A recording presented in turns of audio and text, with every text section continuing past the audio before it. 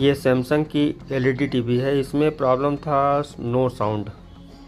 अब यहाँ पर दिखा दें, ये सबसे पहले यहाँ पे हमने इस मॉड्यूल को लगाकर चेक किया तो ये ओके था। इसमें ये डिजिटल साउंड है, इसमें जो इसका डेटा और क्लॉक होता है यहाँ पर जैसे देख सकते हैं, यहाँ से एक नंबर स्टार्ट होता है यहाँ से, और इधर ये 12 है यानी 12 इधर हो जाएगा, फिर 12 इधर। टोटल जो है 48 यानी 48 पिन की आईसी होगी, जो कि एक नंबर यहाँ से स्टार्ट होगा तो एक नंबर स्टार्ट होते होते इधर जाएगा और इस साइड से इधर टर्न होगा।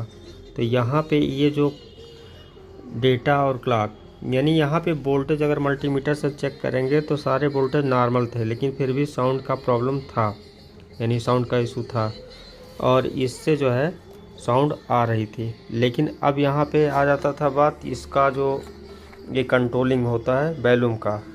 तो वॉल्यूम को कंट्रोल करने के लिए जो रिमोट यूज किए जाते हैं यहाँ से वॉल्यूम कम या अधिक करने के लिए, वो बात इसमें इससे कंट्रोलिंग नहीं होगा।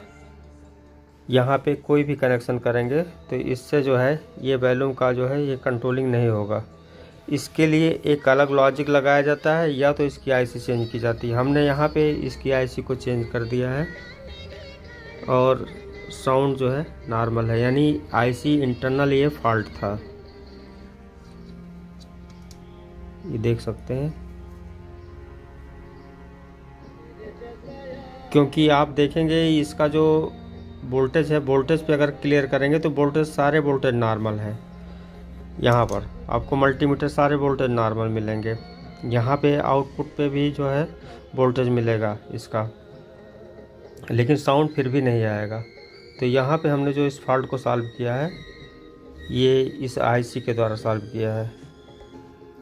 इसका जब आप डीएसओ से चेक करेंगे तो इसकी जो लॉजिक है टोटल जो है इस पे शो करता है, जिससे फॉल्ट का जो ट्रेस आउट करने में काफ़ी इजी हो जाता है ऐसे कंडीशन में।